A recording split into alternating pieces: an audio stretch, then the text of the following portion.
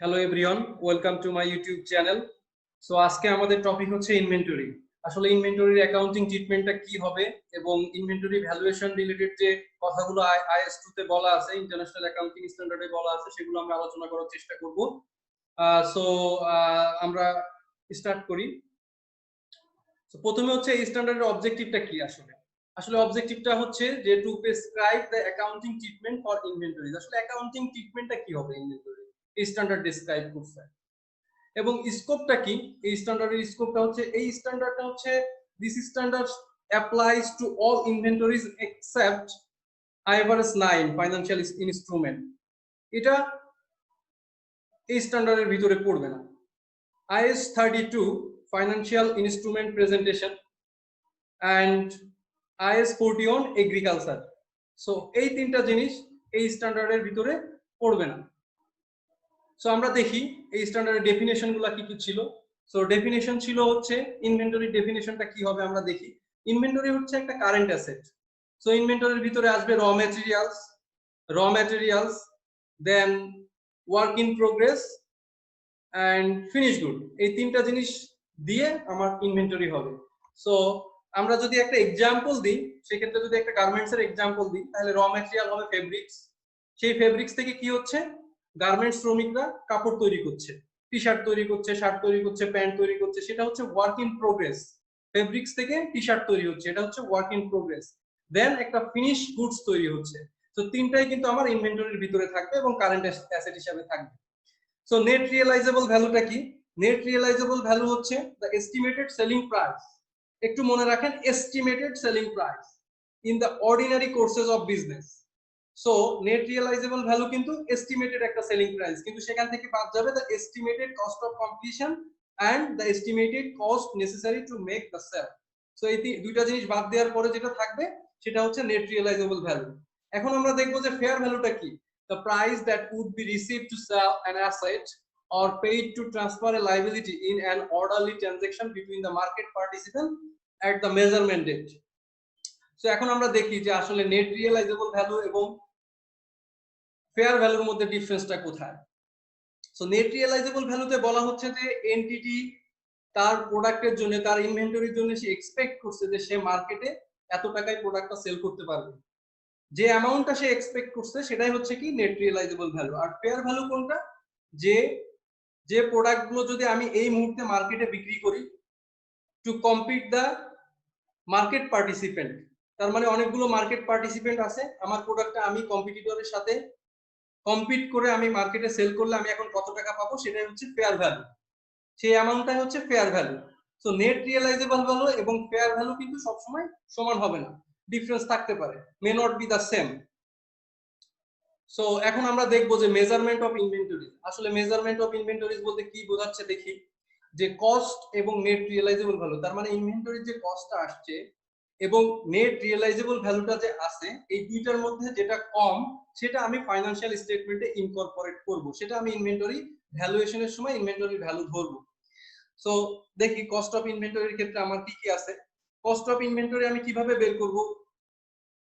আমি র material purchase করছি, সো পারচেজ প্রাইসটা আমার যোগ করতে হবে কস্ট অফ ইনভেন্টরি বের করার জন্য। সো কস্ট অফ পারচেজটা আবার কিভাবে বের করব আমরা একটু দেখি। কস্ট অফ পারচেজের সাথে আমি পারচেজ প্রাইস যোগ করব, তারপরে পারচেজ প্রাইসের সাথে আমার ইম্পোর্ট ডিউটি, যদি আমি দেশের বাইরে থেকে আমার র ম্যাটেরিয়ালসটা ইম্পোর্ট করি সেক্ষেত্রে আমার ইম্পোর্ট ডিউটি লাগবে, এবং অন্যান্য ট্যাক্স যদি থাকে সেগুলো আমি যোগ করব। বাট ট্যাক্সের ক্ষেত্রে আমার একটু ভাবতে হবে যে যদি রিকভারেবল ট্যাক্স হয় তাহলে ইনভেন্টরি ভ্যালুয়েশনের ক্ষেত্রে আমি ইনভেন্টরির সাথে সেই ভ্যালুটা যোগ করব না। সো তারপরে আমার কি হচ্ছে, কস্ট অফ পারচেজের ক্ষেত্রে transport, handling cost and other costs directly attributable to the acquisition of finished good and materials and services। তার মানে আমার প্রোডাক্টটা অ্যাকুইজিশন করতে, ফিনিশ গুড অথবা ম্যাটেরিয়ালসটা অ্যাকুইজিশন করতে ডিরেক্টলি যে ট্রান্সপোর্টেশন, হ্যান্ডলিং এবং আদার কস্ট আছে সমস্ত কিছুই যোগ হয়ে আমার কস্ট অফ পারচেজটা হবে। সো দ্বিতীয়ত আমরা দেখি যে কোন জিনিসগুলো আমরা কস্ট অফ পারচেজের সাথে যোগ করব না। But trade discount, rebates and other similar item are deducted in determining the cost of purchase. আপনি যখন কস্ট অফ পারচেজ ডিটারমাইন করবেন, তো তখন আপনাকে কি করতে হবে, ট্রেড ডিসকাউন্ট, যদি কোনো রিবেট থাকে অথবা সিমিলার টাইপের কোনো ছাড় থাকে তাহলে সেটা কিন্তু আমার ইনভেন্টরির ভ্যালুয়েশনের কস্টের সাথে যোগ করা যাবে না। তো তারপরে আমি যোগ করব হচ্ছে কস্ট অফ কনভার্সন। আমি একটা র ম্যাটেরিয়াল কিনে আনলাম, আমি মনে করেন গার্মেন্টস কোম্পানির মালিক, তো সেক্ষেত্রে আমি ফেব্রিক্স কিনে আনলাম। এখন এই ফেব্রিক্সটা থেকে তো আমার টি শার্ট বানাইতে হবে, তো টি শার্ট বানাইতে গেলে আমার খরচ হবে, তো সেটা হচ্ছে কি কস্ট অফ কনভার্সন। এখন কস্ট অফ কনভার্সনের মধ্যে কি কি আছে? ডিরেক্ট লেবার, যারা ওই যে টি শার্ট সেলাই করবে অথবা কাটিং করবে, হ্যাঁ, ওটা হচ্ছে কি আমার ডিরেক্ট লেবারের খরচ। যারা এগুলা করবে তাদেরকে কিন্তু আমাকে পে করতে হবে। সো ডিরেক্ট লেবারের সাথে আমার কি আছে? ফ্যাক্টরি ওভারহেড আছে। ফ্যাক্টরি ওভারহেড অথবা প্রোডাকশন ওভারহেড যেটা আমরা বলি না কেন। সো ফ্যাক্টরি ওভারহেড দুই রকম হইতে পারে, একটা হচ্ছে ফিক্সড প্রোডাকশন ওভারহেড আর একটা হচ্ছে কি variable production overhead. So fixed production ওভারহেডে আমরা একটু আসি। যেমন মনে করেন ডেপ্রিসিয়েশন অথবা ফ্যাক্টরি রেন্ট, আমি ধরি factory rent. So factory rent আপনি প্রোডাকশন করেন বা না করেন, আপনার কিন্তু ফ্যাক্টরি রেন্টটা পে করতে হবে। সো এটা হচ্ছে আমার ফিক্সড প্রোডাকশন ওভারহেড। আর ভেরিয়েবল প্রোডাকশন ওভারহেড কোনটা? ভেরিয়েবল প্রোডাকশন ওভারহেড হচ্ছে ইনডিরেক্ট ম্যাটেরিয়ালস, ইনডিরেক্ট লেবার। আমি যদি একটা ইনডিরেক্ট ম্যাটেরিয়ালের এক্সাম্পল দিই, মনে করেন যদি একটা ফার্নিচার কোম্পানি হয়, তাহলে তাদের কিন্তু যখন ফার্নিচার তৈরি করার পর একটা সিরিজ কাগজ লাগে, তো সিরিজ কাগজ দিয়ে ফার্নিচারটা ফার্নিশিং করে। সো সিরিজ কাগজ একটা ইনডিরেক্ট ম্যাটেরিয়াল হইতে পারে। সো এটা কিন্তু ভেরিয়েবল, আপনি যত বেশি প্রোডাকশন করবেন তত বেশি আপনার সিরিজ কাগজ দরকার হবে। সো আমি যদি একটু একটা এক্সাম্পল দিয়ে বুঝাইতে পারি যে আসলে ফিক্সড প্রোডাকশন ওভারহেডটা কিভাবে ইউনিটের সাথে আমি অ্যালোকেট করব, সেটা একটু দেখি। ধরে নেন যে ফিক্সড প্রোডাকশন ওভারহেড 100 টাকা আপনার ডিউরিং দা পিরিয়ড, একটা পিরিয়ডে আপনার ফিক্সড প্রোডাকশন ওভারহেড 100 টাকা ধরলাম। আবার normal capacity of the production during the period 100 unit. তার মানে আপনার এক বছরে, আমি একটা বছর ধরলাম, এক বছরের ফ্যাক্টরি ওভারহেড হবে হচ্ছে আপনার 100 টাকা, এবং 100 টাকা আপনি কি 100 ইউনিট কি করবেন? আপনি প্রডিউস করবেন। তো সেক্ষেত্রে আপনার পার ইউনিটের খরচ কত? অ্যাকচুয়াল প্রোডাকশন ইউনিট, তার মানে পার ইউনিটের খরচ হচ্ছে আমার 100 টাকা খরচ হয়েছে, 100 ইউনিট প্রডিউস করছি, তার মানে একটা ইউনিট 1 টাকা করে খরচ হয়েছে আমার। তো ভালো। এখন দেখি আমরা, যদি নরমাল ক্যাপাসিটি আমি ফিল আপ না করতে পারি, অ্যাকচুয়াল প্রোডাকশন যদি আমার 90 ইউনিট হয়, সেক্ষেত্রে আমি পার ইউনিট কস্ট কত ধরবো? সো সেক্ষেত্রে আমি কিন্তু পার ইউনিট কস্ট ধরবো অ্যাকচুয়াল প্রোডাকশন 90 ইউনিট, সো 90 ভাগ 90। সো পার ইউনিট কস্ট কিন্তু আমার 1 টাকাই হবে। এখন কথা হচ্ছে যে আমার ফিক্সড তো ফ্যাক্টরি রেন্ট অথবা ফিক্সড যে কস্ট সেটা তো ফিক্সড। তাহলে এখন কথা হচ্ছে আমার যে আমি এই 10 টাকা কোথায় দিব? 10 টাকা হচ্ছে আমি এক্সপেন্স হিসাবে চার্জ করে দিব। আমি কিন্তু ওইটা ইউনিট কস্টের সাথে যোগ করতে পারবো না। আমি 90 ইউনিট যদি প্রডিউস করি, তাহলে আমার 90 ভাগ 90, 90 টাকা খরচ হয়েছে আমার। সো আমি ওই 10 টাকা কিন্তু আমি এক্সপেন্স হিসাবে আমাকে চার্জ করতে হবে, আমি প্রোডাকশন কস্টের সাথে দিতে পারবো না। ঠিক আমি যদি একটু অল্টারনেটিভ ওয়েতে চিন্তা করি, অ্যাকচুয়াল প্রোডাকশন কস্ট যদি আমার 110 ইউনিট হয়, মনে করেন যে নরমাল ক্যাপাসিটি ছিল আমার 100, এখন প্রোডাকশন হয়েছে হচ্ছে 110। তো সেক্ষেত্রে আমি কি করব? আমি কি 10 ইউনিট যে বেশি প্রডিউস করছি সেটাকে আমি রেভিনিউতে দেখাবো? না, আমি প্রোডাকশন কস্টের সাথেই যোগ করে দিব। আমি দিব হচ্ছে 100 ডিভাইডেড বাই 110, তার মানে 110 ইউনিট প্রডিউস করতে আমার 100 টাকা খরচ হয়েছে। সো পার ইউনিট খরচ হচ্ছে 0.9 টাকা, 90 পয়সা করে। সো এখান থেকে আমরা সামারিটা কি পাইলাম? যে fixed production overhead will be allocated as per normal capacity and rest of the amount will be charged as an expense. Then if the production is more than normal capacity, তার মানে আমি 100 জায়গায় যদি 110 করি, সেক্ষেত্রে কি হবে? Fixed production overhead will be allocated among the total production unit. তার মানে কিন্তু কম করলে আমার সেই অনুযায়ী ভাগ করতে হবে, এবং এক্সেস যে অ্যামাউন্টটা সেটা আমি এক্সপেন্স হিসেবে চার্জ করব, আর যদি বেশি করি তাহলে প্রোডাকশন কস্টের মধ্যে ঢুকাই দিব এটা। ভেরিয়েবল প্রোডাকশন ওভারহেড, আসলে ভেরিয়েবল প্রোডাকশন ইউনিট কস্টের সাথে সাথে বাড়তে থাকবে। সো এটা যত ইউনিট প্রডিউস করবেন আপনি তত ইউনিটই দেখাবেন। সো তৃতীয়ত আমরা দেখি যে আদার একটা কস্ট আমাদের যোগ করতে হবে, সেটা হচ্ছে other cost incurred bringing the inventories to the present location and condition. এটাতে বলা আছে যে আমার যে এক্সপেন্স গুলো আদার, মানে আমার ডিরেক্ট পার্টসের যে খরচ সেটা বাদ দিয়ে, অথবা ফ্যাক্টরি ওভারহেড, ডিরেক্ট লেবার, এগুলো বাদ দিয়ে যে খরচগুলো, যেমন একটা হইতে পারে borrowing cost. So borrowing cost হচ্ছে IAS 23 অনুযায়ী আপনি কস্ট অফ ইনভেন্টরির সাথে যোগ করবেন। দেন excluded abnormal cost such as unnecessary storage cost, administrative cost। এখানে যেটা বলা হয়েছে আপনার অ্যাবনর্মাল যে কস্ট হবে সেটা তো আসলে ইনভেন্টরির কস্টের সাথে আপনি যোগ করবেন না। আপনি মনে করেন চিটাগাং থেকে কিছু প্রোডাক্ট ঢাকায় নিয়ে আসছেন, তো সেই ক্ষেত্রে পথের মাছ থেকে মনে করেন যে আপনার কিছু প্রোডাক্ট চুরি হয়ে গেল ট্রাকের উপর থেকে, তো সেই ক্ষেত্রে ওই যে চুরি হইলো এটা তো আপনি ইনভেন্টরি কস্টের মধ্যে অ্যাড করতে পারবেন না। এটা আপনি আদার কস্ট, এটা অ্যাডমিনিস্ট্রেটিভ কস্ট হিসাবে আপনি দেখাই দিবেন আদার কস্ট, কিন্তু প্রোডাক্ট কস্টের সাথে এটা আপনি যোগ করতে পারবেন না, কারণ এটা হচ্ছে অ্যাবনর্মাল কস্ট। সো সেলিং কস্টও আপনি কিন্তু কস্ট অফ ইনভেন্টরির সাথে যোগ করতে পারবেন না। তাহলে সামারি হচ্ছে যে কস্ট অফ ইনভেন্টরি হচ্ছে কস্ট অফ পার্টসেস যোগ কস্ট অফ কনভার্সন।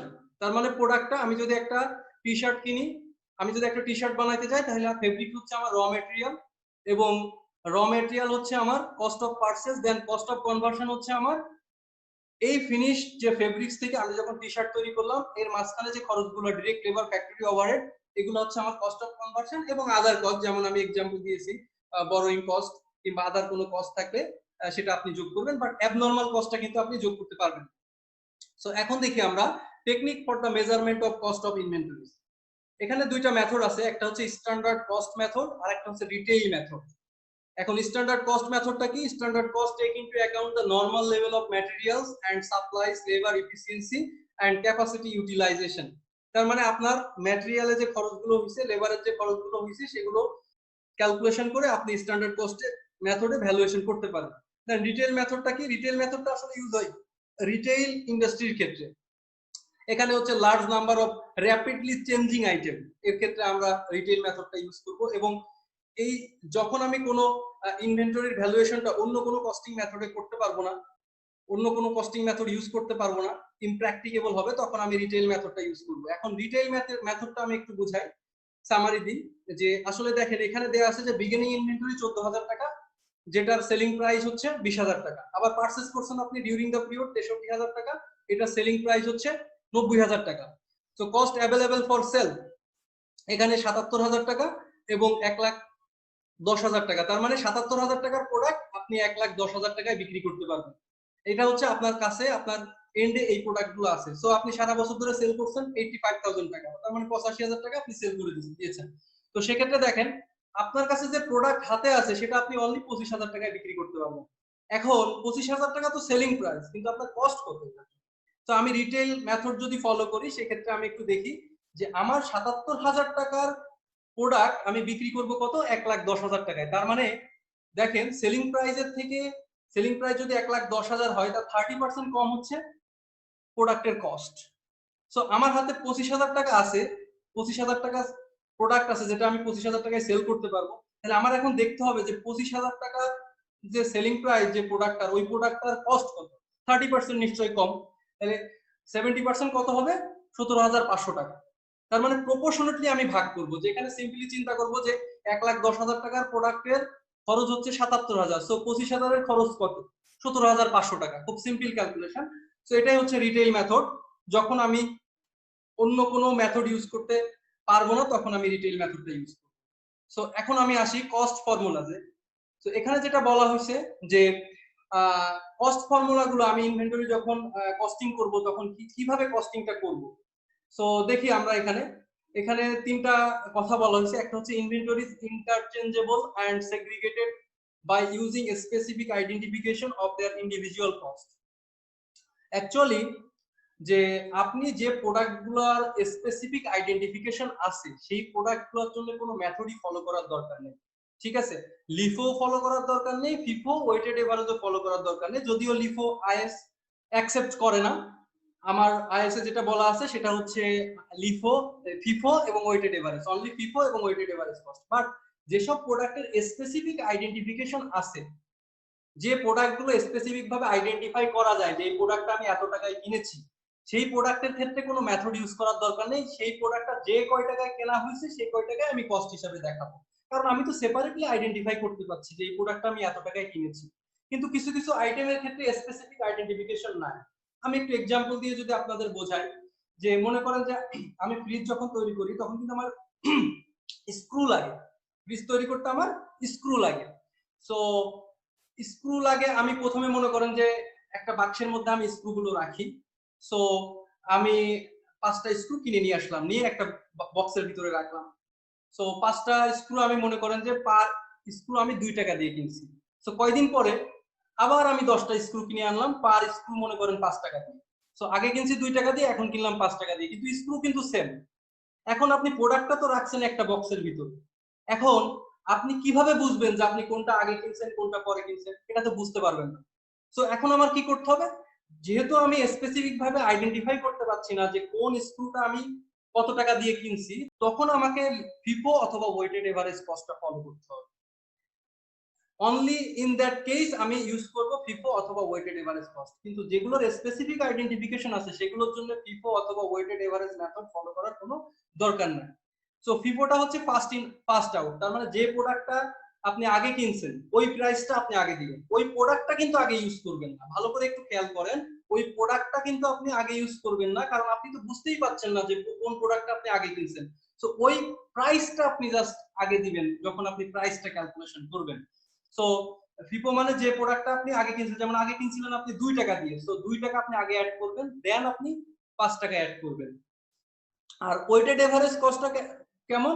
ওয়েটেড এভারেজটা হচ্ছে যে আমার পিরিয়ডিক, দুইটা মেথড আছে এটার ক্ষেত্রে, একটা হচ্ছে পিরিয়ডিক ওয়েটেড এভারেজ কস্ট আর একটা হচ্ছে cumulative weighted average cost. So এক্ষেত্রে আমি আমার ইউনিট প্রাইস গুলো এভারেজ করে দেন আমি কস্টিংটা করব। সো পিরিয়ডিকটা হচ্ছে একটা পিরিয়ড শেষ হওয়ার পরে আমি কস্টিং করব, এভারেজ করে কস্টিংটা করব। আর কিউমুলেটিভ হচ্ছে রিয়েল টাইম বেসিসে আমি এভারেজ কস্টিংটা করব। So recognise as an expense. আসলে আমি ইনভেন্টরি গুলো কিভাবে এক্সপেন্স হিসাবে রিকগনিশন করব? আমরা তো ম্যাচিং প্রিন্সিপাল ফলো করি অ্যাকাউন্টিং এ।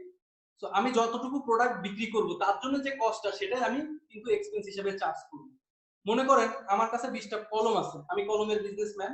সো আমার কাছে 20টা কলম আছে, সো 15টা কলম আমি বিক্রি করলাম। সো ওই 15টা কলমের যে খরচ সেটা আমি cost of goods sold A charge করে দিব, বাকি 5টা আমি ইনভেন্টরি হিসেবে দেখাবো, অ্যাসেট কারেন্ট অ্যাসেটে দেখাবো। সো আমাদের একটা মিসকনসেপ্ট আছে যে ইনভেন্টরি আমরা অ্যাসেট হিসেবে ব্যবহার করতে পারি না। সামটাইমস কি হইতে পারে যে ইনভেন্টরি আমরা কিন্তু অ্যাসেট অ্যাকাউন্টের সাথে যোগ করতে পারি। এখন মনে করেন প্রত্যেকটা অর্গানাইজেশনে কিন্তু অফিস আছে, ফার্নিচার কোম্পানিতেও অফিস আছে, আবার গার্মেন্টস ফ্যাক্টরিতেও অফিস আছে, সার্ভিস অর্গানাইজেশনেও অফিস আছে। তো সেখানে কিন্তু আমাদের কি লাগে, টেবিল লাগে, চেয়ার লাগে। তো মনে করেন একটা ফার্নিচার কোম্পানি, সে তার একটা অফিসিয়াল টেবিল দরকার, সে কি বাইরে থেকে কিনবে? না, তার কাছে যে র ম্যাটেরিয়াল আছে সেটা দিয়েই কিন্তু সে একটা টেবিল বানাই ফেলবে। সো সেই টেবিলটা তার কাছে কিন্তু অ্যাসেট হয়ে যাবে, তাই না? যে টেবিলটা আপনার মার্কেটে সেল করছে সেই টেবিলটা তার জন্য ইনভেন্টরি, বাট সে যে টেবিলটা তার অর্গানাইজেশনে ইউজ করবে 2 বছর অথবা 5 বছরের জন্য, সেই টেবিলটা কিন্তু তার জন্য অ্যাসেট।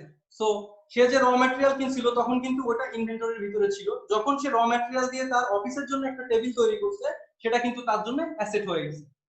সো এখন দেখি আমাদের ডিসক্লোজার গুলো কি হবে ইনভেন্টরি রিলেটেড। ডিসক্লোজার গুলো হবে হচ্ছে যে ফাইনান্সিয়াল স্টেটমেন্ট এর ভিতরে আমরা ডিসক্লোজার দিব যদি ইনভেন্টরি রিলেটেড কোনো পলিসি, যে পলিসি গুলো আছে কোম্পানির, এবং কস্টিং এর যে ফর্মুলা গুলো আছে সেগুলো কিভাবে আমি কস্টিংটা করছি সেগুলো আমার দিতে হবে, সেগুলো আমাকে দিতে হবে ডিসক্লোজারে। Then total carrying amount of inventories and carrying amount in classification অনুযায়ী আমার ইনভেন্টরির ক্যারিং অ্যামাউন্ট গুলো দিতে হবে। তারপরে হচ্ছে carrying amount of inventory carried at fair value less cost to sell. যদি আমি ফেয়ার ভ্যালুতে এটা মেজার করি তাহলে আমাকে আমাকে দেখাইতে হবে যে carrying amount of inventories carried at fair value less cost to sell. Then carrying amount of inventories placed as a security of liabilities. তার মানে আপনার মনে করেন যে আপনি লোন নেবেন কোথা থেকে, যদি আপনার ইনভেন্টরি গুলো সিকিউরিটিজ হিসেবে আপনি কারোর কাছে রাখেন, সেটা যদি থাকে আপনার অর্গানাইজেশন তাহলে সেটা দেখাবেন, এবং কস্ট অফ গুডস সোল্ডে কতটুকু চার্জ করছেন এবং কতটুকু অ্যাসেটে চার্জ হয়েছে সেটা আপনাকে দেখাইতে হবে।